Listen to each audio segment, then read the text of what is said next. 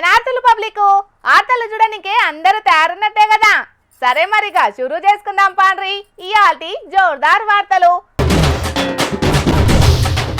యూరియో రామచంద్ర అని 2 నెలల సంధి రైతులంతా సొసైటీల దగ్గరనే రాత్రనక పగలనక పడిగాపులు కాస్తున్న వార్తలు దినాం చూస్తూనే ఉన్నాం కదా.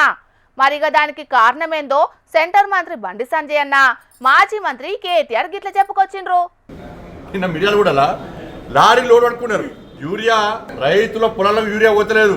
బ్లాక్ మార్కెట్లకు ఎమ్మెల్యేల గనిమేలు బ్లాక్ మార్కెట్ లోడ్ తరలిస్తున్నారు.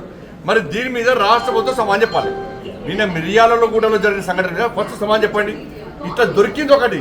కాంగ్రెస్ లో చాలా ఎక్స్పర్ట్స్, ఎందుకంటే వాళ్ళు దీనిలో చాలా 40-50 సంవత్సరాలు దేశాన్ని రాష్ట్రాన్ని పాలించారు.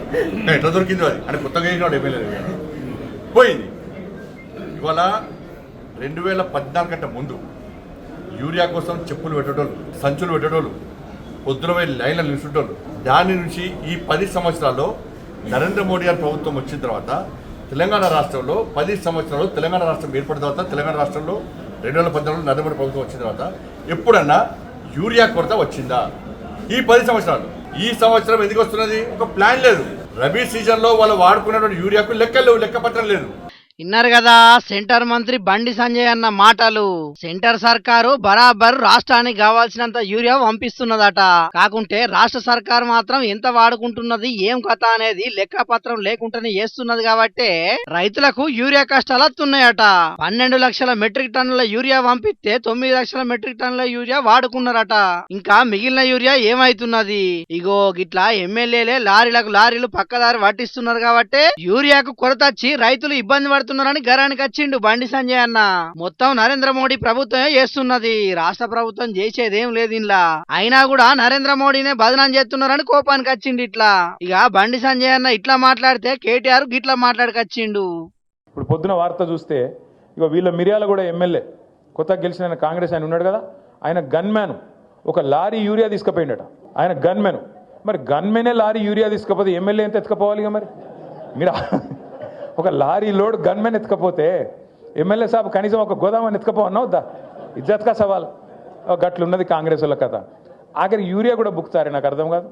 అది కూడా తింటారా? రైతుల నోటికాడి ముద్ద గసంటోళ్ళు కాంగ్రెస్. ఒక గన్మేనే లారీ యూరియా తీసుకపోతే ఎమ్మెల్యే కనీసం గోదామైనా ఎత్తుకపోయే ఉంటాడని ఎడ్డిచ్చిండు కేటీఆర్. ఆఖరుకు యూరియా కూడా తింటున్నారు. రైతులను గోసవుచ్చుకుంటున్నారు ఈ కాంగ్రెస్ వాళ్ళని గట్టిగానే అందుకున్నాడు.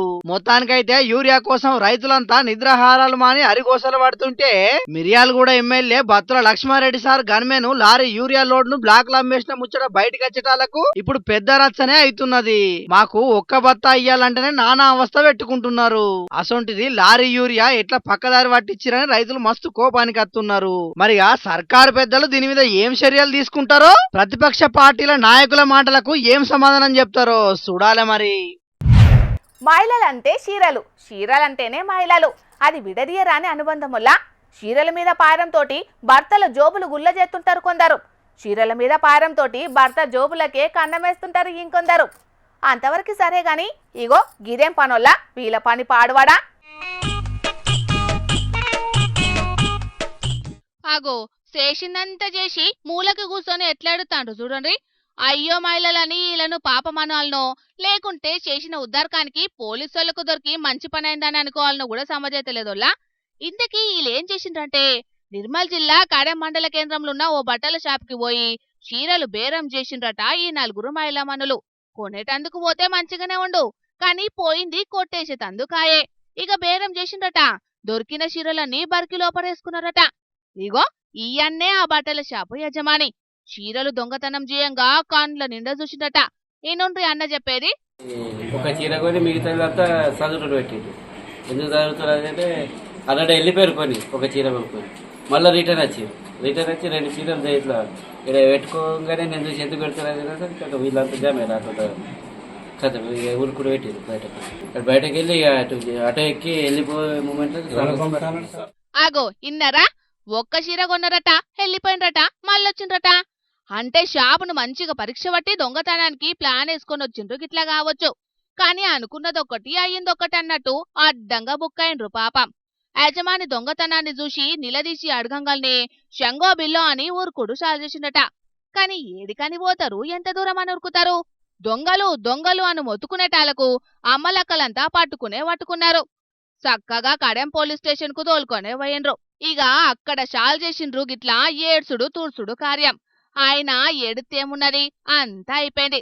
చేసుకున్నోళ్ళకి చేసుకున్నంత మహాదేవా అన్నట్టు తప్పుడు పని చేసుడెందుకు, దొరికి గిట్లా కుమిలి ఏడ్చుడెందుకు, గిది ఏదో ముందుండొద్దా, ఏందో ఏమో పోన్రి అన్నట్టు వీళ్ళు చీరలెత్తుకపోయేటందుకు ఆంధ్ర నుంచి బయలున్నట్టనోళ్ళు ఆడ షాపులు కరువైనట్టు. ఇగో చూస్తాండ్రు కదా పబ్లిక్, ఆడాడ ఇసొంటోళ్ళు మోపేతారు, జర పైల మరియా.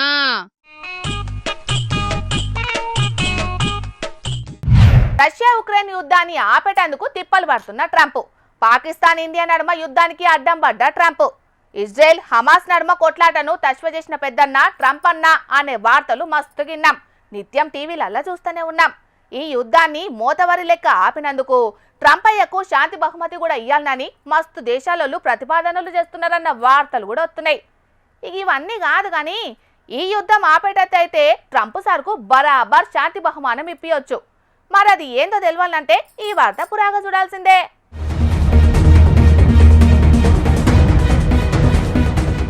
ఓసిని వీళ్ళ కడుపు సల్లగుండా ప్లాస్టిక్ బాటిళ్లతోని బస్సు గ్రౌండ్ లో బ్యాటిల్ షాల్ చేసిండ్రు కదా. ఓ అక్కలు, మీరు కొట్టుకుంటే బస్సు దిగి కొట్టుకోండ్రి, కానీ నడిమిట్ల అక్కనెందుకు జప్పరిస్తున్నారు? నా ప్రతాపం ఏందో చూడుండ్రన్నట్టే అడ్డం పడుతున్నామని బాటిళ్లతోని షిప్పేస్తున్నారు కదా. కర్ణాటక నుంచి తెలంగాణకు, మన కారు నుంచి ఆంధ్రకు మారినయుల్లా ఆర్టీసీ బస్సులల్లా సీట్ల పంచాదులు. ఆంధ్రాలో మొన్నట్లనే ఆడోళ్లకు ఫ్రీ బస్సు పథకాన్ని చంద్రన్న సర్కార్ షాల్ చేసింది కదా. ఇక ఇయాల ఎన్టీఆర్ జిల్లా పెనుగంచి ప్రోలు నుంచి విజయవాడకు పోతున్న బస్సులల్లా అక్కలు సీట్ల కోసం బాక్సింగ్ కలను చూపెట్టిండ్రు. ఇట్లా ఇక దేశాల లొల్లి పంచాదులు తక్కువ చేసే పెద్దన్న ట్రంప్ అన్న జరమాదికు నజరయ్యు, ఇవి తక్కువ చేస్తే గిట్ల నీకు బరాబర్ శాంతి బహుమానం ఇప్పించేటట్టు చేస్తామని అంటున్నారు నిత్యం మీ లొల్లులు చూస్తున్న నెటిజన్లు. ఇక మనం బస్టాండ్ మీదికి రాకముందే ఖర్చుపులతోని అడ్వాన్స్ బుకింగ్ చేసుకునుడే ఉంటదాయే. అసొంటిది ఫ్రీ బస్సులల్లా నిల్సొని పోతే ఎంత నారాజుంటది ఎప్పుండ్రి. గందుకే ఫ్రీ బస్ ఉపాయం చేసినోళ్ళు సరిపోను సీట్లు పెంచి ఇంకిన్ని బస్సులు నడిపిస్తే బాగుండనుకోవట్టిండ్రు. అటుపొంట ఫ్రీ బస్సుల ఫుల్ టికెట్ కొనుక్కొని ప్రయాణం చేస్తున్న మొగోళ్ళు.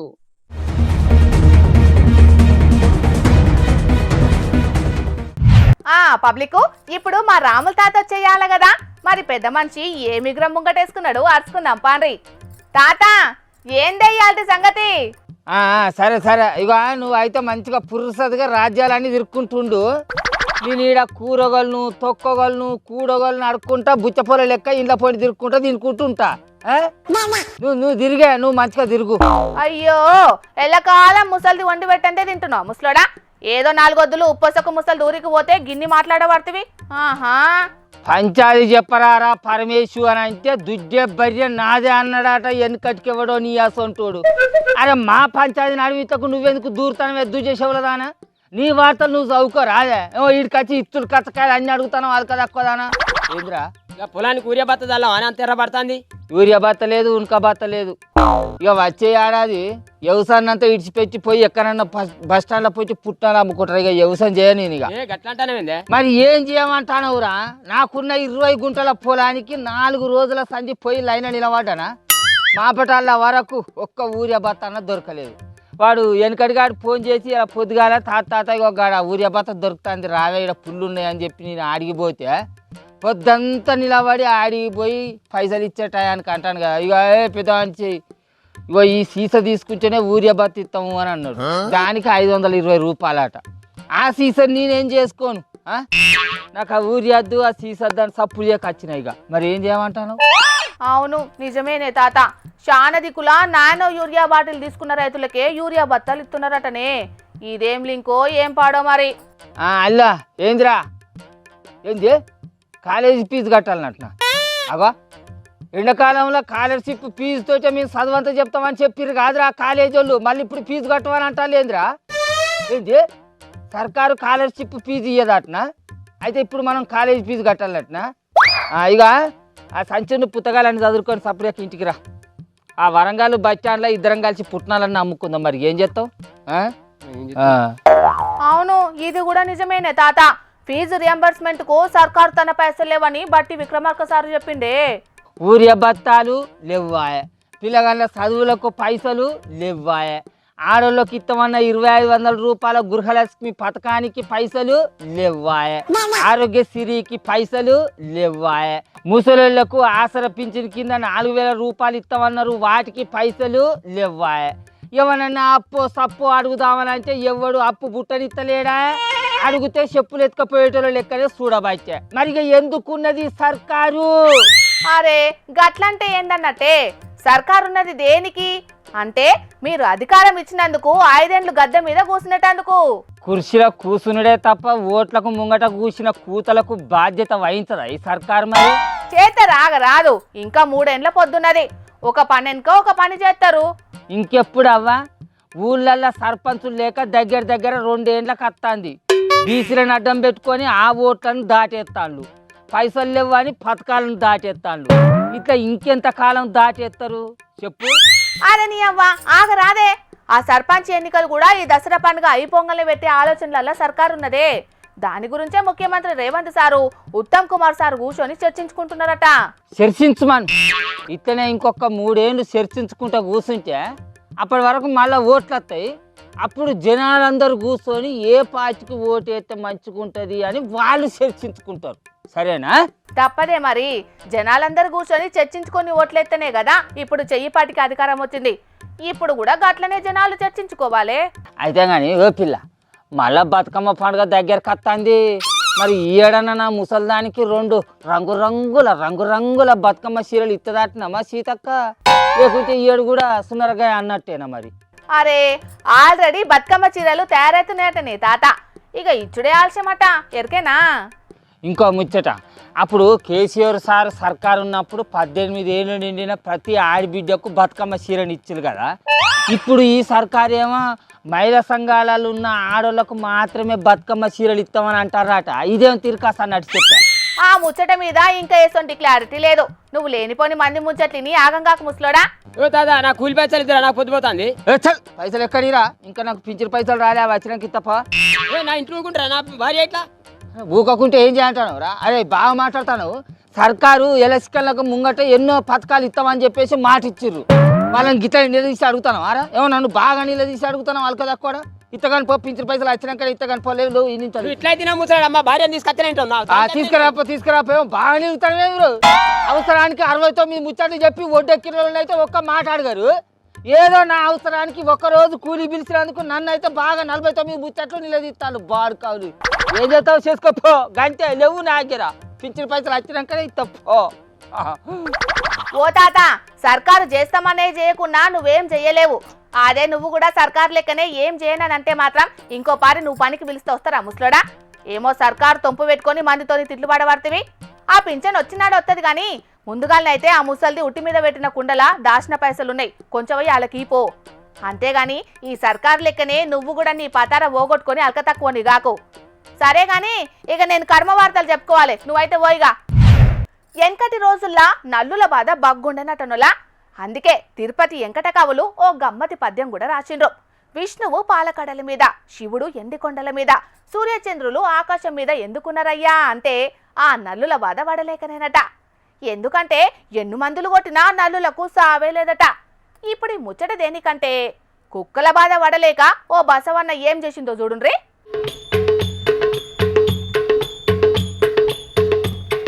వారెవ్వా, బసవనను ఇంటి మీద గట్టేసి మస్తు పాయరంగా అరుచుకుంటాండు కదా యజమాని అనుకునేరుల్లా. గిది చూసి లే, నల్లుల బాధ వడలేక శివుడు ఎండికొండ మీద, విష్ణుదేవుడు పాలకడల మీద సెటిల్ అయినట్టు, సూర్యచంద్రులు మొగుల మీద ఫిక్స్ అయినట్టు, ఇగో ఈ బసవన్న కుక్కల బాధ వడలేక ఇట్లా ఇల్లెక్కిండు. అవు, మీరిన్నది నేనన్నది నిజమే. కుక్కలకు ఏం పుట్టిందో గాని వెనకబడి తరిమినాయట. తర్మంగా ఇక నా వల్ల కాదురా దేవుడా అనుకున్నదో ఏమో. ఇక రాన్రి చూద్దామన్నట్టు సక్కగా పోయి యజమాని ఇంటి మీద ఎక్కి నిలుసున్నది. మళ్ళా ఎంత ముద్దుగా టీవీగా నిలబడ్డది చూడుండ్రి ఇంటి మీద.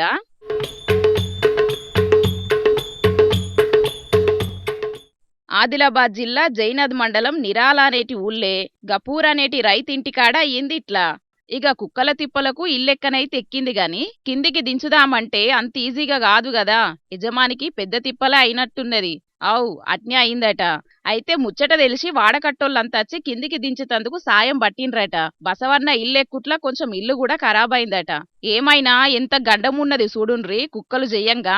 ఒక్క మనుషులకే అనుకుంటే పశువులను కూడా పగబట్టినట్టు చేసి ఉరుకులు పరుగులు పెట్టిత్తన్నాయి కదా ఈ కుక్కలు సల్లగుండా. ఇదంతా ఫోన్లల్లో వీడియోలు కొట్టేటాళ్లకు గీ ముచ్చట వైరల్ అయితాంది.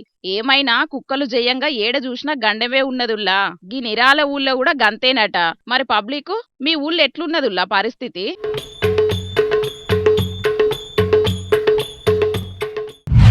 తెలంగాణ విద్యార్థులు పడుతున్న కష్టాలు చిన్న సన్నగలేవని మన జోర్దార్లో ఎప్పటికీ చెప్పుకుంటూనే ఉన్నాం కదా. మొన్న సుతం బువ్వల పురుగులొచ్చినాయని పిల్లలు గోసవడ్డ ముచ్చటను మన జోర్దార్లో చెప్పుకున్నాం. ఇగియాల ఆకలి తీర్చుకునేటందుకు గీ పిల్లలు ఏం చేసిండ్రో చూడుండ్రల్లా.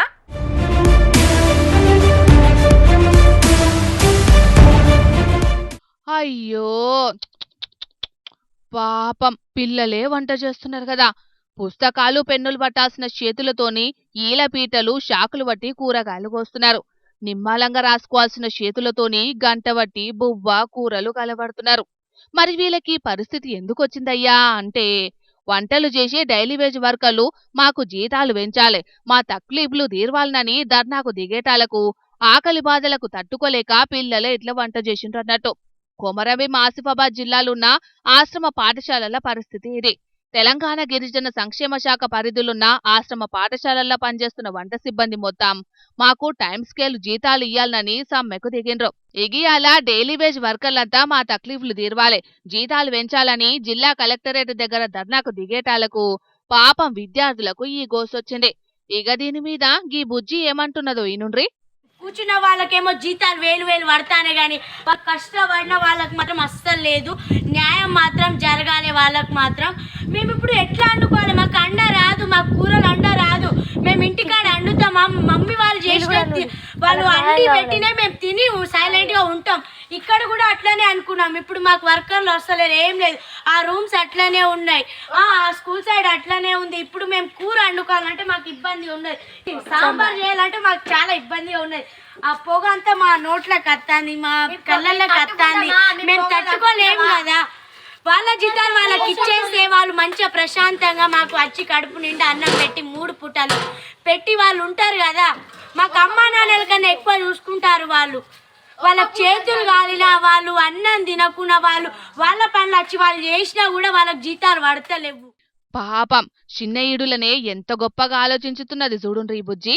ఎవరు ఏడబోతే మాకేంది, మాకు వంటలు అండి పెట్టాల్సిందే అని అనకుండా మా కోసం కష్టపడుతున్న వంట మనుషులకు సరిపోయినంత జీతమిచ్చి వాళ్ళను ఆదుకోవాలని డిమాండ్ చేసే వరకు ఈ పిల్లలను మస్తు తారీఫ్ చేస్తున్నారు.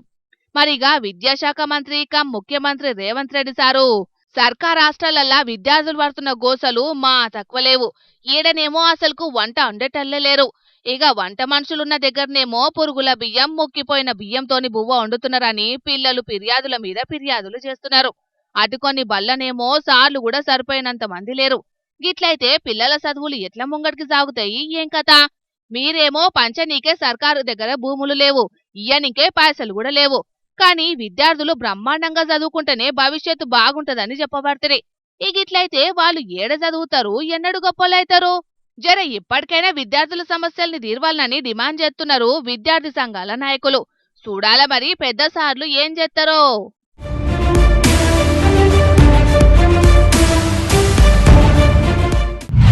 ఇయాల కూడా మీకోసం కొన్ని లిల్లిపుట్టు వార్తలు పట్టుకొచ్చినాం, మరి అభిసుతం చూసేయండి. దినదినం కుడిదిలవడ్డ ఎలుక శాస్త్రం అయితుందుల్లా పాలి దేశం పాకిస్తాన్ కథ. బయటి దేశపోళ్ళు ఎట్లాగూ దగ్గరికి తీసేటట్టు లేరు. కనీసం సొంత దేశపోళ్ళన్నా దగ్గరికి తీస్తారనుకుంటే సొంత దేశపోళ్ళు చేసే కథలు చెయ్యబట్టి వాళ్ళు సుతం దూరం కొడుతున్నారు. ఐతారం నాడు బయటి దేశంలో మన దేశానికి పాకిస్తాన్ కు క్రికెట్ మ్యాచ్ నడిచింది కదా. ఇక దాంట్లో పాకిస్తాన్ చిత్తుగా ఓడిపోయింది. మొన్నట్ల సింధూర్ యుద్ధంలో ఓడిపోయిన దానికంటే అటీట్ అయ్యేటాళ్లకు పాకిస్తాన్ ఫ్యాన్స్ ఆ దేశ పాటగాళ్ల మీద మస్తు గరమైండ్రు. ఇండియా టీమోళ్లకు దండాలు పెట్టుకుంటా సిరీస్లకెళ్లి తప్పుకొని మా దేశం ఇజ్జత్ కాపాడే పని చేయండ్రని కెమెరాల ముంగట ఒక్క తీరుగా బతింలాడుకోవట్టిండ్రు. కాల్మొక్కుడు ఒకటే తక్కువైంది. బుడ్డోడైతే అనవసరంగా బడికి బంకు కొట్టి వచ్చినాం, ఫాయిదా లేకుండా పోయిందని మస్తు నారాజయిండ్రు. ఇక ఒక అభిమాని అయితే మ్యాచ్ ఓడిపోయేటట్టున్నదని ఏం చేసిండో చూడుండ్రి.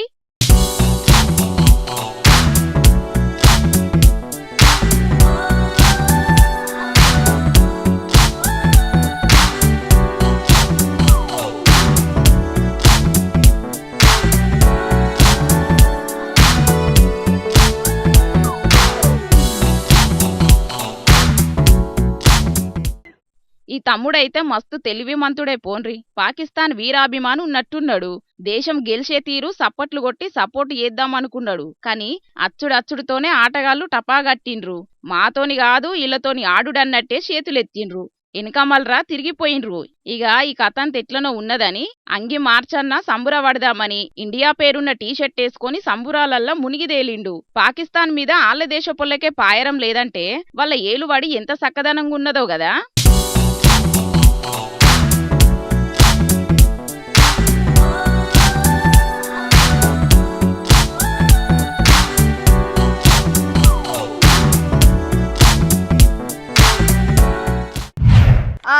ఇక తెచ్చిన వార్తలన్నీ అయిపోయినాయి. ఇవుల్లా ఇయాల్టి జోర్దార్ వార్తలు. మళ్ళొచ్చే జోర్దార్లా మళ్ళా కలుద్దాం. అప్పటిదాకా చూస్తూనే ఉంటుండ్రి హెచ్ఎం టీవీ. అట్లనే ఇంకిన్ని మంచి మంచి వార్తల కోసం హెచ్ఎం టీవీ యూట్యూబ్ ఛానల్ని సబ్స్క్రైబ్ చేసుకోండి. ఇసంటి ముచ్చట్లు ఆడ మస్తుగుంటాయి. అన్ని ముచ్చట్లు మీ దాకా జరాలనంటే తప్పకుండా గంట కొట్టుండ్రి, లైక్ చేయండి. ఈ ముచ్చటను మీ దోస్తులకి షేర్ చేయండి. ఏమంటున్నాం? సరే మరి, టాటా.